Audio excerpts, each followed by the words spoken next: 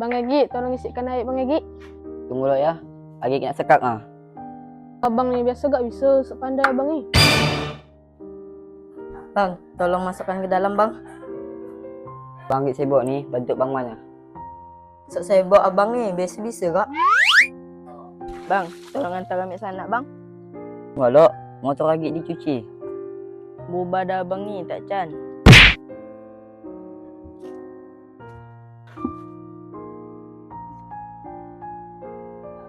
Bang, jangan merasa bersalah. Kenapa emang ah? Karena abang udah bantu mereka dengan ikhlas. Sekali abang tidak bisa, bukan berarti abang berubah. Kadang, orang terlalu terbiasa menerima kebaikan kita.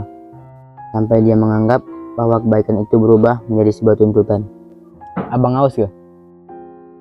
Tolong panjatkan kelapa lo.